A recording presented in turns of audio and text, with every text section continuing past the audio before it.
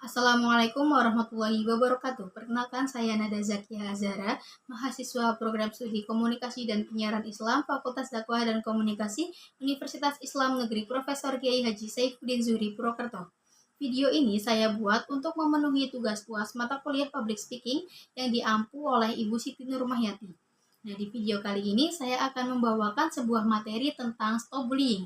Jadi, apa sih bullying itu? Bullying atau perundungan merupakan sebuah tindakan yang tidak mengenakan yang dilakukan secara verbal, secara fisik, maupun secara sosial, baik di dunia nyata maupun di dunia maya. Perundungan mengakibatkan korban merasa tidak nyaman, merasa sakit hati, dan merasa tertekan. Perundungan bisa dilakukan oleh perorangan atau kelompok.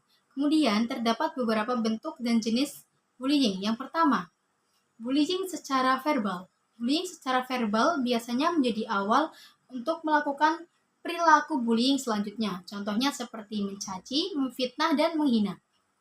Kemudian yang kedua ada bullying secara fisik. Bullying secara fisik contohnya seperti mencakar, menendang, dan memukul. Jika tindakan ini tidak segera dicegah, maka akan ada kecenderungan menjadi tindakan kriminal. Yang ketiga, ada bullying secara relasional. Bullying secara relasional ini dilakukan dengan memutuskan relasi hubungan sosial seseorang dengan tujuan untuk melemahkan harga diri korban secara sistematis melalui pengabaian, pengucilan, dan penghindaran. Contohnya seperti tatapan mata yang agresif, tertawa, dan bahasa tubuh yang mengejek.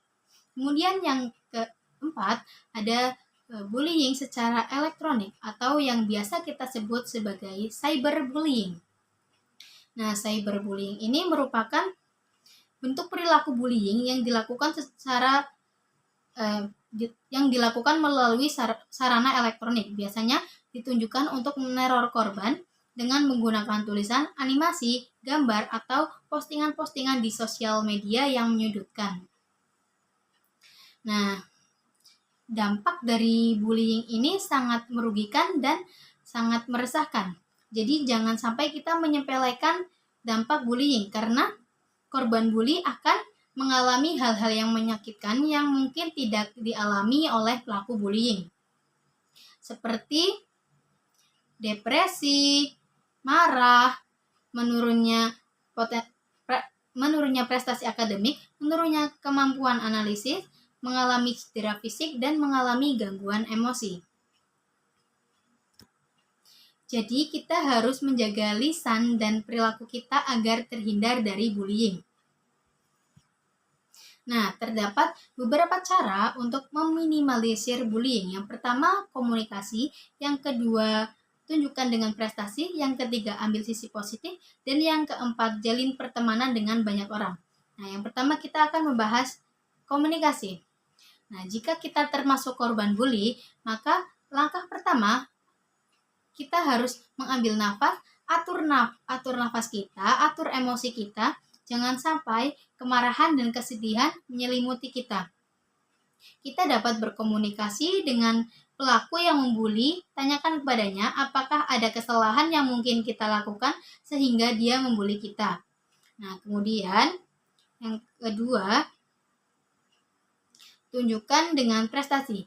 Jika kita dibuli, bisa jadi karena si pembuli melihat kekurangan kita, maka buktikan dengan prestasi. Jadikan bulian itu sebagai motivasi kita untuk berprestasi. Nah, jadi kalau kita berprestasi, maka sang pembuli akan malu sendiri. Nah, yang ketiga, ambil sisi positif. Orang yang membuli atau si pembuli akan semakin semangat membuli jika korbannya menunjukkan reaksi karena tidak bisa mengelola emosi seperti sedih dan marah. Jadi kita harus pintar-pintar mengambil hikmah dari bully itu karena setiap kejadian pasti memiliki hikmah. Dan yang keempat, jalin pertemanan dengan banyak orang. Nah, pernah memperhatikan nggak kalau biasanya tuh korban bully itu adalah teman kalian yang suka menyendiri atau jarang memiliki teman. Nah, cara mencegah bullying itu dengan cara menjalin pertemanan dengan banyak orang. Kita jangan segan untuk berteman dengan teman yang lain. Jadi nggak punya teman. Nah, kita harus menghargai perbedaan karena perbedaan merupakan suatu anugerah. Kita harus saling menyayangi dan saling menghormati agar tidak ada lagi bullying di sekitar kita. Sekian yang dapat saya sampaikan, kurang lebihnya mohon maaf. Wassalamualaikum warahmatullahi wabarakatuh.